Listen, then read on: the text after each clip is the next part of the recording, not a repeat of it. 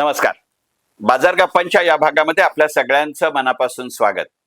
गेले काही दिवस आपण दररोज सकाळी 6:30 वाजता अर्थसंकल्पाच्या निमित्तानं या मालिकेच्या निमित्तानं दररोज भेटतोय. याच मालिकेच्या पुढच्या भागाकडे किंवा या भागामध्ये आपल्या सगळ्यांचं मनापासून स्वागत.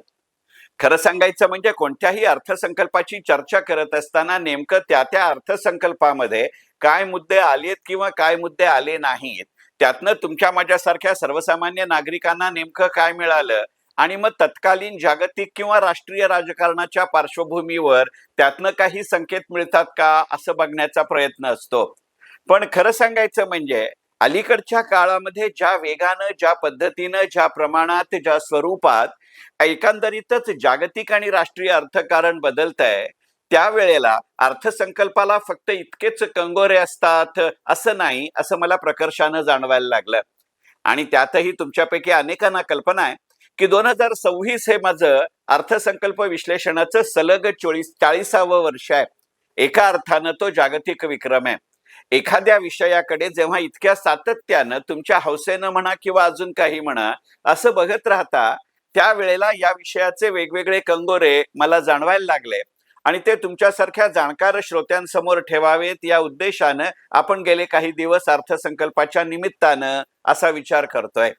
याचं कारण असं आहे, दुसरं कारण असं आहे खरं म्हणजे, की एकंदरीतच जर आपण भारतीय आर्थिक धोरण असा विषय घेतला किंवा आपल्या देशाचं राष्ट्रीय आर्थिक धोरण असा विषय घेतला, तर जाणवणारी गोष्ट अशी आहे की 1991 साली आपल्या देशाच्या अर्थकारणामध्ये आर्थिक सुधारणांना सुरुवात झाली आणि तेव्हापासून आज 2026 पर्यंत म्हणजे जवळजवळ गेल्या 35-36 वर्षामध्ये आपल्या देशानं विविध राजकीय रंगसंगतीची सरकारं पाहिली आहेत, विविध राजकीय रंगप्राधान्यांचे पंतप्रधान पाहिले आहेत, वेगवेगळ्या विचारसरणीचे कार्यक्षमतेचे असे अर्थमंत्री पाहिले आहेत, अगदी रिझर्व्ह बँकेचे गव्हर्नरही आपले काही एका साच्यातले नव्हते. पण असं असूनही आपल्या देशाच्या राष्ट्रीय आर्थिक धोरणामध्ये फार मोठे घुमजाव किंवा युटर्न झालेले नाहीत. मी अनेकदा गमतीनं म्हणतो असं, माझ्या जुन्या जाणत्या श्रोत्यांना ह्याची आठवण होईल, कारण मी बरेच वेळेला हे वाक्य म्हणतो, हे मीच सुरुवातीला सांगून टाकतो की गेल्या 36 वर्षात सरकार बदलली तरी आपल्या अर्थकारणानं घुमजाव केलेलं नाही. फार फार तर सरकार बदललं म्हणून एखाद्या योजनेच्या प्राधान्यक्रमामध्ये बदल होईल, फार फार तर एखाद्या योजनेच्या नावामध्ये बदल होईल, पण एकंदरीतच हा सूर्य तो जयेंद्र असलं काही गणित झालं नाही. आणि या सातत्याचा एक पॅटर्न आहे. त्याचे फायदे तोटे दोन्ही आहेत ही गोष्ट नक्की. पण आज 35-36 वर्षानंतर म्हणजे जवळजवळ 3 तपाच्या काळानंतर या धोरणाकडे बघताना असं जाणवतं की एक विशिष्ट पॅटर्न यंदाच्या अर्थसंकल्पातनं सूचित केला जातोय. आणि मग सहज मनामध्ये आलं की यंदाच्या अर्थसंकल्पामध्ये जो 1 फेब्रुवारी 2026 रोजी आपल्या देशाच्या माननीय अर्थमंत्री निर्मलाजी सीतारामन यांनी आपल्या संसदेला सादर केला, त्यात नेमकी कोणत्या खात्याला सगळ्यात जास्त वाढ मिळाली अनुदानाच्या अलोकेशनच्या रूपात आणि कोणत्या विभागांना सगळ्यात कमी, खरं सांगायचं म्हणजे आधीच्या तुलनेत घट झाली, असा विचार केला आणि त्यातनं एखादा पॅटर्न लक्षात येतोय का असा विचार केला तर. आणि मग असा विचार करत असताना असं लक्षात आलं की होय, यंदाच्या अर्थसंकल्पामध्ये प्रकर्षानं जाणवणारी गोष्ट अशी आहे की ज्या खात्यांच्या निधीमध्ये अलोकेशन्स मध्ये, बजेटरी अलोकेशन्स मध्ये यंदाच्या अर्थसंकल्पामध्ये सगळ्यात जास्त वाढ झाली, हे विभाग इतर अनेक वर्षांच्या तुलनेमध्ये पूर्णपणाने वेगळे आहेत. अगदी अशीच गोष्ट ज्या विभागांच्या निधीमध्ये, अलोकेशन्स मध्ये, बजेटरी अलोकेशन्स मध्ये यंदाच्या अर्थसंकल्पाच्या बजेटरी अलोकेशन्स मध्ये मोठ्या प्रमाणावरती घट झाली, त्याच्यामध्ये ही एक पॅटर्न आहे. मग अशी वाढ होणं आणि घट होणं याचा जरा जास्त सविस्तरपणानं विचार करायचा म्हणून अर्थसंकल्पाच्या निमित्तानं आजचा भाग की नेमकी ही विभागीय निधी वाटपाची गणित यंदाच्या अर्थसंकल्पामध्ये कुठे आहेत. असं विचार करत असताना जाणवणारी सगळ्यात महत्वाची गोष्ट म्हणजे आश्चर्यकारक असं म्हणता येईल, पण खरं सांगायचं म्हणजे ते अपरिहार्य होतं असंही म्हणता येईल. आणि यातनं सरकार एकंदरीतच आपल्या अर्थव्यवस्थेचा, आपल्या राष्ट्रीय अर्थकारणाचा ढाचा बदलू इच्छित का याचा विचार करावा लागेल. कारण यंदाच्या अर्थसंकल्पामध्ये सगळ्यात जास्त म्हणजे घसघशीत 333% इतकी वाढ झालेलं खातं म्हणजे कॉर्पोरेट अफेअर्स. सहज मनामध्ये आलं की तसंही आपल्या भारतीय संस्कृतीमध्ये 33चं महत्व आहे. आणि 2026-27 या आर्थिक वर्षामध्ये भारतीय पंचांगानुसार यंदा अधिक मास येतोय. त्यामुळे सर्वात जास्त वाढ होण्याचं प्रमाण 333 असं 33च्या पटीत असावं, हे जरा एका गमतीच्या अर्थानं संयुक्तिक आहे. खऱ्या अर्थानं हे भारतीय अर्थकारणाचं हिंदूकरण आहे का, असा गमतीचा विचारही मनामध्ये येऊन गेला. पण असा जर विचार करायचा झाला की कॉर्पोरेट अफेअर्स मध्ये 333% वाढ का व्हावी, तर मग लक्षात येणारी गोष्ट अशी आहे की जर स्वातंत्र्योत्तर काळामध्ये भारतीय अर्थकारणाच्या इतिहासाचा विचार केला तर लक्षात येणारी गोष्ट अशी आहे की त्यावेळेला जेव्हा आपल्याला स्वातंत्र्य मिळालं तेव्हा आपल्या देशाची अर्थव्यवस्था ही कृषीप्रधान होती. 1980च्या दशकाच्या सुरुवातीपासनं कृषी प्रधानतेकडनं आपण उद्योग प्रधानतेकडे झुकायला किंवा वळायला लागलो. आणि 1991च्या काळापासून 1990च्या दशकापासून भारतीय अर्थव्यवस्था उद्योग क्षेत्राकडनं सेवा क्षेत्राकडे अशी सरकायला लागली. केवळ कृषीकडनं उद्योग किंवा उद्योगाकडनं क्षेत्र इतकाच आपल्या देशाच्या आर्थिक संरचनेमध्ये बदल झालाय अशातला भाग नाही. भारतीय अर्थव्यवस्थेमध्ये पुरातन कालापासून एकंदरीतच कुटुंब प्रधान अर्थव्यवस्था किंवा कुटुंब प्रधान उद्योग व्यवस्था किंवा उद्योग प्रणाली अशी अस्तित्वात होती, ज्याला आपण कॉमर्सच्या वाणिज्याच्या व्यापाराच्या भाषेमध्ये सोल प्रोप्रायटरशिप कन्सर्न असं म्हटलं. एकंदरीतच जागतिक अर्थकारणामध्ये याला फॅमिली कन्सर्न्स असं म्हणतात. आता कन्सर्न या इंग्रजी शब्दाला दोन अर्थ आहेत, या दोन्ही अर्थाने तो शब्द लागू पडतो. कन्सर्न या इंग्रजी शब्दाचा एक अर्थ संस्था असा आहे किंवा संस्थेचं स्वरूप असं आहे. याच्यामध्ये त्याचं छोटेखानी आकार हा अधोरेखित होत असतो. पण कन्सर्न या इंग्रजी शब्दाचा दुसरा अर्थ असा आहे की काळजी. I am concerned about you असं आपण म्हटलं जातं, म्हणजे ज्याची काळजी करावी अशी परिस्थिती. आता ही कुटुंबाधारित किंवा व्यक्तिधारित अशी जर व्यवसाय प्रणाली असेल तर त्याच्यामध्ये एखादी व्यक्ती किती भांडवल उभं करू शकेल याला अंगभूत मर्यादा येतात. अशाही अर्थानं सोल प्रोप्रायटरशिप कन्सर्न ही कन्सर्न असते. त्यामुळे ज्याला कॉमर्सचे विद्यार्थी जेव्हा इव्होल्युशन ऑफ कॉमर्स असं शिकतात त्यावेळेला जाणवणारी गोष्ट अशी आहे की या सोल प्रोप्रायटरशिप कन्सर्न मधनं आपण टप्प्याटप्प्याने एक जागतिक अर्थव्यवस्था म्हणून भागीदारी म्हणजे पार्टनरशिप मध्ये गेलो, तिथनं खाजगी कंपनी म्हणजे प्रायव्हेट लिमिटेड कंपनीमध्ये गेलो आणि नंतरची अनेक शतकं ही पब्लिक लिमिटेड कंपन्यांचा काळ आहे. पण हा जर मालकीचा भाग झाला तर व्यवसायाचं भौगोलिकीकरण वाढत जाण्याची ती अपरिहार्यता होती. व्यवसायामध्ये जसजशी तंत्रज्ञान प्रधानता वाढत गेली त्यातनं भांडवलाची गरज वाढत गेली, हे एक कारण होतं.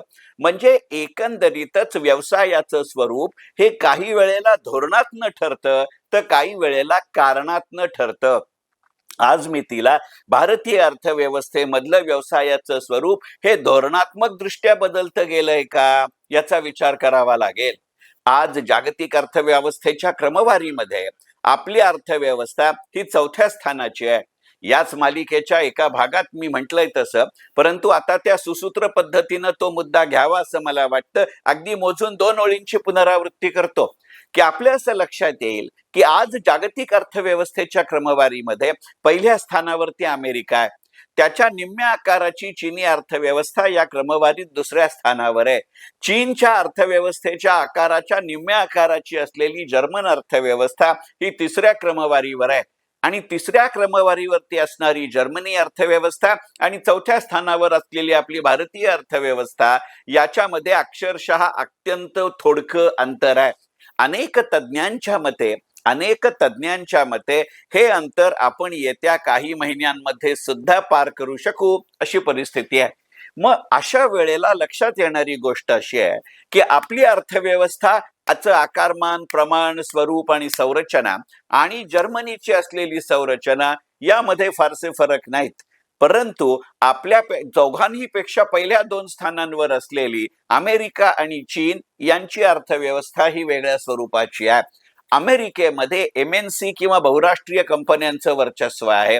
त्याच्याच बरोबरीनं ते सेवा क्षेत्रामध्ये कार्यरत आहेत आणि जागतिक व्यापारावरती घट्ट पकड हे त्यांचं गणित आहे.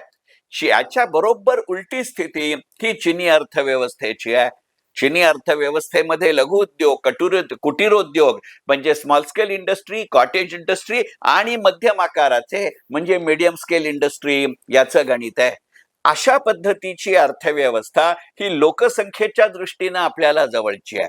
कारण लोकसंख्येच्या प्रमाणामध्ये रोजगार निर्मितीची संधी MNC पेक्षा सुद्धा या अशा पद्धतीच्या कुटीर उद्योग, लघु उद्योग यांची गणितं जास्त असतात. आणि अशा पद्धतीचे लघु उद्योग, कुटीरोद्योग आणि मध्यम आकाराचे उद्योग यांना चालना देत असताना एकंदरीतच नगरपालिका, महानगरपालिका यांच्या संरचनेवरती कमी ताण येतो. ट्रॅफिक कंजेशन सारखे प्रश्न उद्भवत नाहीत आणि कॉस्ट ऑफ प्रोडक्शन म्हणजे उत्पादन खर्च कमी राहतो. त्यामुळे कटाक्षानं गेली काही वर्ष, विशेषतः 2008च्या जागतिक मंदीनंतर आपल्या राष्ट्रीय अर्थव्यवस्थेमध्ये एकाच वेळेला सेवा क्षेत्राला चालना देत असताना अशा पद्धतीच्या लघु उद्योग, कुटीरोद्योग, अगदी कुटुंबाधारित उद्योग व्यवस्था याला चालना दिली जाते.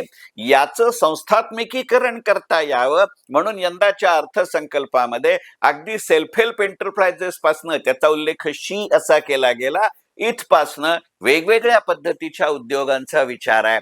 म्हणजे अगदी साधं उदाहरण द्यायचं झालं तर स्पोर्ट्स गुड्स आणि स्पोर्ट्स अपॅरल्स ही लघु उद्योगामध्ये निर्माण करता येतील का याचा विचार केला गेला.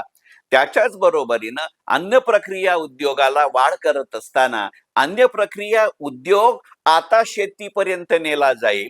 याआधी शेतमालाची वाहतूक आपण अन्न प्रक्रिया उद्योगापर्यंत करत होतो. एकंदरीतच अशा पद्धतीच्या व्यवहाराला आणि व्यवसायाला चालना देताना एकंदरीतच विकसित भारत अशा उद्देशानं संपूर्ण बँकिंग व्यवस्थेचा पुनर्विचार करण्याची गरज आणि त्या संबंधाची संस्थात्मक रचना याचा उल्लेख किंवा सुतोवाच यंदाच्या अर्थसंकल्पामध्ये आहे. मग अशा पद्धतीची संरचनात्मक व्यवस्था बदलत असताना काही वेगळ्या पद्धतीची वित्तीय व्यवस्था, प्रशासकीय व्यवस्था निर्माण करण्यावरती संशोधनापासून अंमलबजावणीपर्यंतचा विचार म्हणून कॉर्पोरेट अफेअर्स मध्ये 333% भरीव वाढ होते का त्याचा विचार केला गेला पाहिजे. कदाचित हा बादरायण संबंध वाटण्याची शक्यता आहे, परंतु मी नेहमीच म्हणतो तसं कोणतंही आर्थिक धोरण हे पी हळद हो गोरी या स्वरूपाचं नसतं याचा विचार केला पाहिजे. कॉर्पोरेट व्यवसाय किंवा कॉर्पोरेट अफेअर्स याला जर 333% वाढ येत असेल तर त्याच्या खालोखाल म्हणलं तरी अंतर पुष्कळ आहे. या 333 इतकी नसली तरी यंदाच्या अर्थसंकल्पामध्ये सगळ्यात जास्त वाढ झालेलं दुसऱ्या क्रमांकाचं खातं किंवा डिपार्टमेंट हे सायन्स अँड टेक्नॉलॉजी आहे.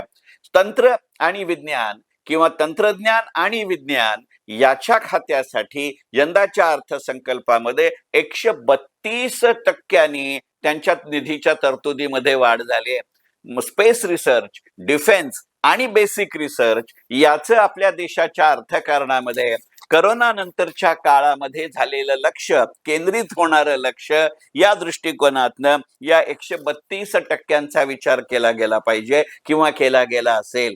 मग अशा रीतीनं उद्योगाची व्यवस्था बदलत असताना त्याच्या वितरणाची व्यवस्था म्हणून कॉमर्स आणि इंडस्ट्रीमध्ये तिसऱ्या क्रमांकाची म्हणजे 60% गणित आहेत. लक्षात घ्या याच्यामध्ये असलेला फरक हा लक्षात घेण्याजोगा आहे. कॉर्पोरेट अफेअर्स मध्ये 333% वाढ होते, सायन्स टेक्नॉलॉजीमध्ये 132% वाढ होते, कॉमर्स आणि इंडस्ट्रीमध्ये 60% वाढ होते. म्हणजे प्रगल्भ अर्थव्यवस्थेकडे वाटचाल करण्यासाठी संकल्पना आणि संशोधन याची दिलेली संरचनेची जोड म्हणून कॉर्पोरेट अफेअर्स, सायन्स, टेक्नॉलॉजी याच्या खालोखाल कॉमर्स इंडस्ट्री येतं का, वर नाही खाली येतं याचा विचार करावा लागेल. आणि असा करत असताना एकंदरीतच सोने चांदीचा बाजार आणि त्याच्या बरोबरीनं इतर कमोडिटीज, मेटल्स आणि मिनरल्स म्हणजे खनिज, धातू आणि अत्यंत मौल्यवान वस्तू किंवा धातू याच्या बाजारामधली गणितं येत असताना आणि स्वतः चीन ज्या दुर्मिळ अशा पद्धतीची खनिज ज्याला आपण रेअर अर्थ मिनरल्स असं म्हणतो याचा विचार करतंय, त्याला तोडीस तोड असं जरी म्हणता येणार नाही, तरी जेवढं शक्य आहे, ज्याला आपण मराठीत यथाशक्ती यथामती म्हणतो, अशा पद्धतीचा विचार आणि त्यानिमित्तानं झारखंड, छत्तीसगड सारख्या एका अर्थानं नक्षलग्रस्त किंवा दहशतवाद्याच्या छायेखाली आणि दुसरीकडे सामाजिक, आर्थिक, राजकीय दृष्ट्या कमी उतरंडीच्या जागेवर असलेल्या राज्यांच्या अर्थव्यवस्थांना चालना, यातनं माइन्स विभागाला 56% वाढ होते का, याचा विचार केला पाहिजे. आता असा विचार करत असताना यंदाच्या या व्हिडिओचा शेवटचा मुद्दा असा की यंदाच्या अर्थसंकल्पामध्ये या पहिल्या चारांच्या खाली म्हणजे कॉर्पोरेट अफेअर्स 333% वाढ, सायन्स अँड टेक्नॉलॉजी 132% वाढ, कॉमर्स आणि इंडस्ट्री 60% वाढ, माइन्स 56% वाढ आणि ह्याच्या खालचं पाचवं महत्वाचं स्थान म्हणजे पोर्ट, शिपिंग आणि वॉटरवेज. अशा पद्धतीचं स्ट्रॅटेजिक लॉजिस्टिक याचा अत्यंत सखोल विचार मी अर्थसंकल्पाच्या निमित्तानं या मालिकेच्या आधीच्या काही भागात केलाय. त्यामुळे त्याची पुनरावृत्ती करत नाही, परंतु पहिल्या 5 जणांचं ज्यांचं यंदाच्या अर्थसंकल्पात अलोकेशन मोठ्या प्रमाणावर वाढलं, या क्रमवारीतली जी पहिली 5 खाती किंवा डिपार्टमेंट आहेत, त्यातलं 5वं खातं हे पोर्ट, शिपिंग आणि वॉटरवेज आहे. याचा विचार करू.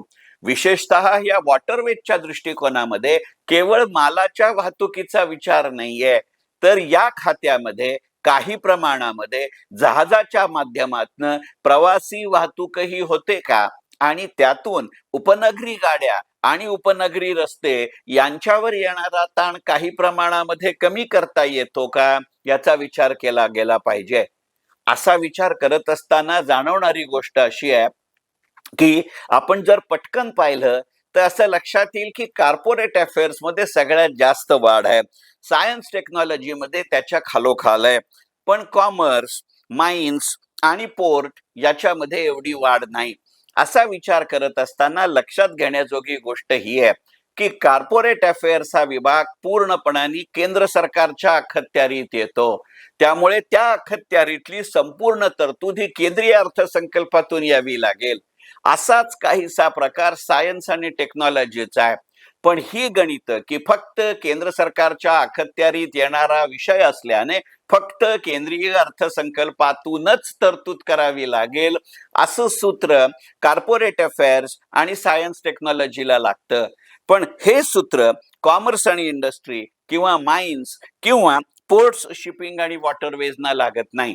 ही 3 खाती जशी किंवा क्रिया किंवा ऍक्टिव्हिटीज जशा फक्त केंद्र सरकारच्या अखत्यारीत येतात, तशाच त्या राज्य सरकारांच्याही अखत्यारीत येतात. त्यामुळे साहजिकच त्याची संपूर्ण तरतूद ही केंद्रीय अर्थसंकल्पातनं करण्याची आवश्यकता नसते. या आमच्या प्रायोरिटी लिस्टच्या गोष्टी आहेत.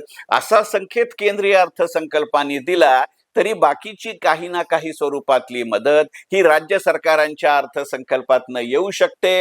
हाही मुद्दा इथे लक्षात घेतला पाहिजे. असे मुद्दे लक्षात घ्यायचे म्हणूनच ही मालिका अर्थसंकल्पाच्या निमित्तानं मनपूर्वक धन्यवाद.